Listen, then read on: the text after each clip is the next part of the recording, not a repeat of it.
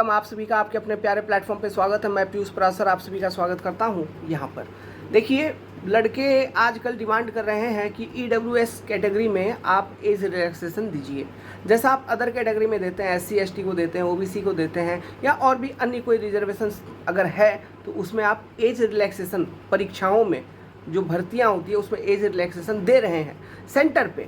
तो EWS category भी एक तरह का रिजर्वेशन कैटेगरी है, तो इसमें भी एज रिलैक्सेशन मिलना चाहिए।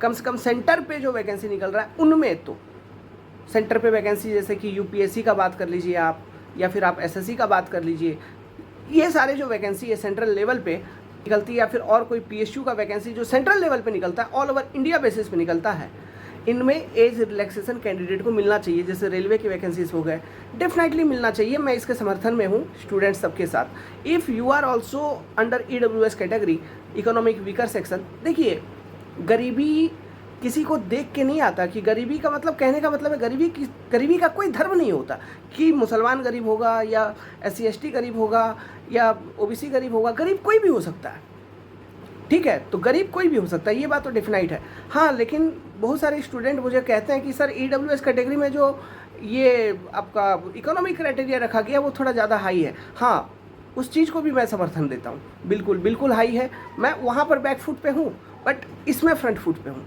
हाँ, एज रिलैक्सेशन आपको मिलना चाहिए डेफिनेटली। अदर रिजर्वेशन कैटेगरी में जब दे रहे हैं तो EWS कैटेगरी में भी देना चाहिए। क्यों? क्योंकि भर्ती में अनियमितता बहुत है।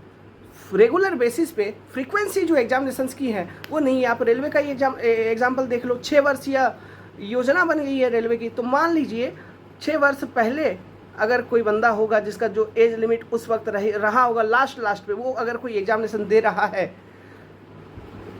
फिर उसका नेक्स्ट रिक्रूटमेंट साइकिल अगर उसमें नहीं हो पाया तो नेक्स्ट वाला तो उसका गया।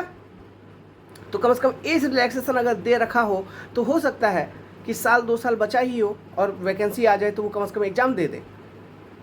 समझ रहे बात को? तो ये बात स्टूडेंट की जेन्यून है। तो अगर आप इस कैटेगरी में लाइक करते हैं and you want something positive, देखिए कुछ स्टेट में तो दिया ही जा रहा है। जैसे मैं राजस्थान मॉडल का एग्जांपल आपको दे रहा हूँ। देखिए राजस्थान मॉडल का, यहाँ EWS कैटेगरी को भी एज रिलैक्सेशन मिलती है स्टेट सर्विसेज में, सेंटर पे भी मिलना चाहिए, लड़कों का ये डिमांड है। तो मैं भी इसके समर्थन में हूँ, डेफिनेटली मिलना चाहिए सेंटर पे। So if you are lying in this category then welcome, आप सभी का स्वागत है। ट्विटर कैंपेन होने जा रही है। This is the hashtag given जो आपके स्क्रीन पे दिख रहा है। ये हैशटैग को यूज करके ट्विटर कैंपेन किया जाएगा। आप लोग हमारा ट्विटर हैंडल को फॉलो कर सकते हैं, कंसेप्ट डिकोडर का, जहाँ पर हम लोग ट्वीट करेंगे और भी मतलब ये ट्रेंडिंग में लानी है ना, सरकार तक एक मैसेज ये तो पहुँचानी है। देखिए मैं ये चीज़ भी समझता हूँ, ट्विटर कैंपेन से कुछ होता जाता उतना है नहीं। रेलवे को लेके हम लोगों ने कितना ट्विटर कैंपेन किया, कितना ट्विटर कैंपेन किया, बट रेलवे की बेशर्मी देखिए, अभी तक उन्होंने अपनी तरफ से रिप्लाई नहीं दिया, हाँ या ना, कुछ भी नहीं बोला कि वैकेंसी देंगे नहीं देंगे, कुछ भी नहीं बता रहे। ओके, तो फिर भी एक बार कोशिश तो किया जाए, है ना। सरकार के कानों तक आवाज़ तो पहुँच ही जाती है, ये बात तो तय है, तो आवाज़ पहुँचानी पड़ेगी पहले। तो आप सभी का स्वागत है। अब जिसको जो कमेंट करना है आप कमेंट कर सकते हो, पॉजिटिव नेगेटिव, बट थोड़ा लॉजिकली कमेंट करिएगा। All the best.